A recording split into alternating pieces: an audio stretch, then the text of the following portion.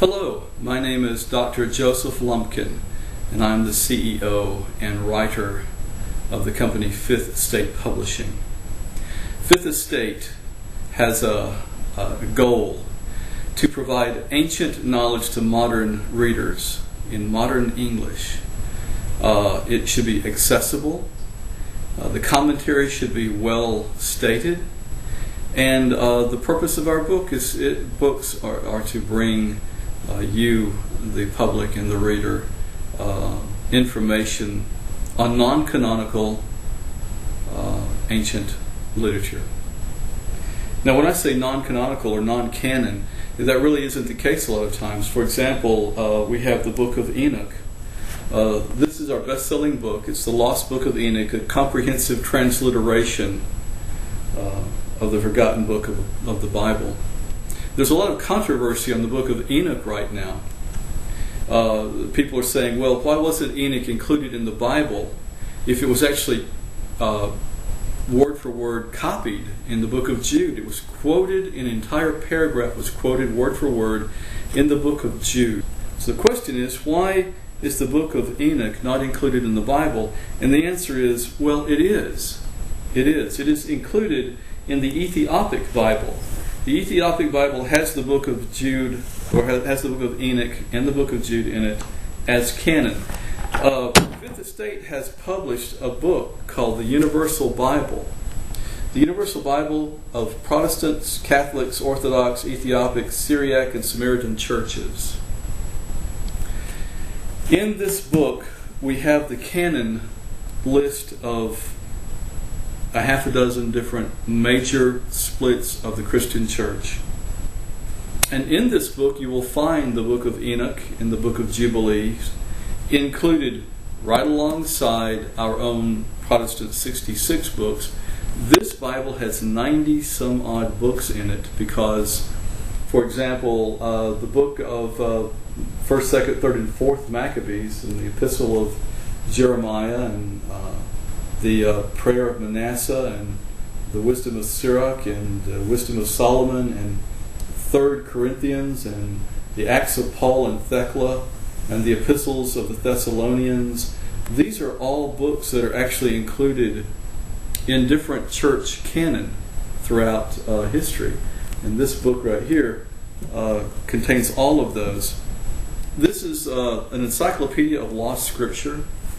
It contains just scads and scads of books, such as the Life and Times of Jesus, the Infancy Gospels, the Infancy Gospel of James and Thomas, the Life of Joseph the Carpenter, the Letters of Pilate, just amazing stuff. The Gospel of Judas is contained in this book, and the little-known 29th chapter of Acts is included in that book. I don't know if you know about that or not, but the 29th chapter of Acts was actually found many years ago. We had wondered why Acts ended so abruptly. And there were things that were unfulfilled. Paul said, I want to go to Spain. I want to visit the saints there. And according to Acts, the way that it ends, he didn't get to do that. But the 29th chapter of Acts tells us that Paul actually did get out from under house arrest, and he did sail to Spain and then to England. And one report said that the hill that he preached on became the church with his name on it in England, St. Paul's Cathedral. If you're interested in church history, Fifth Estate puts out The Prodigal Church. It is a book of church history that a lot of people will be angry about. It actually takes the politics and history and makes sense out of it. For example, did you know that one of the doctrines that we hold so dear, the rapture, didn't even occur in our vocabulary as Christians until 1793? 1793.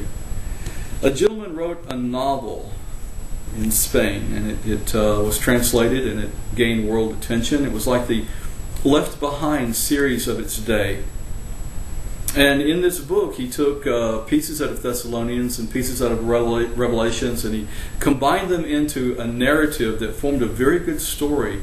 And the story was so compelling that it became part of our church belief system. But until the 1800s, it really wasn't considered to be a doctrine at all. As a matter of fact, it was considered historical. You see, we have been waiting for Jesus to come back for some time now, but the thought of being raptured didn't occur until fairly recently. The scripture in Thessalonians, it says 2 will be on the rooftop and 1 will be taken, and 2 in the mill and 1 will be taken, and 2 in the field working and 1 will be taken. That is a historical commentary, because Jerusalem was under siege at that time, and many cities were. And the Romans were catapulting stones, boulders into a particular area to bring them into submission. And pretty soon it got to be where it was so intense that you would be in the field with your son or your daughter or your wife or whoever, and you would be working in the field, and the boulder would land on them and they would be taken, and you would be left behind. And that story got misconstrued into what we now consider to be the rapture. There's also a lot of stuff here about virgin birth and the Trinity. All of these things going back to historical and scientific roots. Very interesting book. If you're interested in angels and demons, we have 2 books. Fallen Angels, the Watchers and the Origins of Evil. A quick read that actually saves you mountains of time, because this book combines Jasher, Jubilee, Enoch, the Bible, and the War Scrolls. And it gives you a snapshot based on all of those books, a timeline and narrative of what went on with the fallen angels. We also have another, the fallen angels, demons, and from creation to Armageddon. But normally these books are written about 200 BC.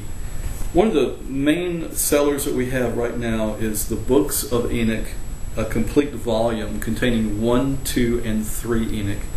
In other words, the 1st, 2nd, and 3rd books of Enoch are contained in here. The 3rd book of Enoch had not had any work done on it since 1928.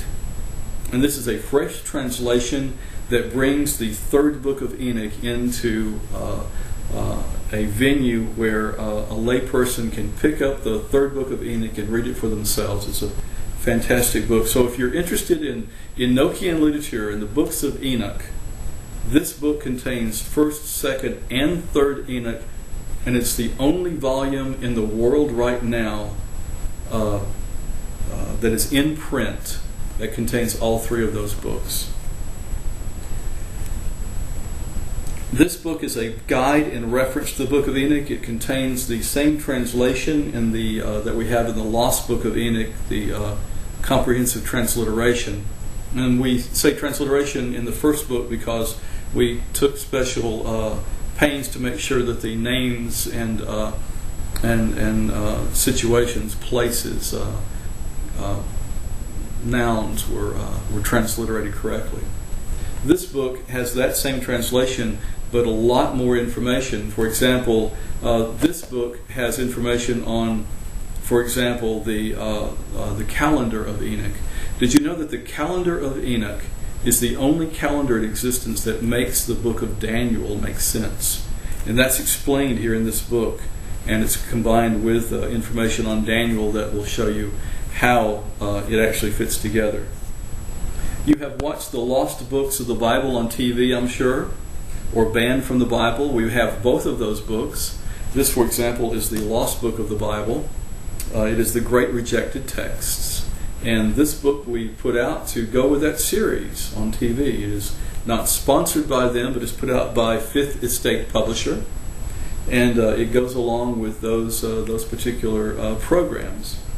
So, www.fifthtestatepub.com.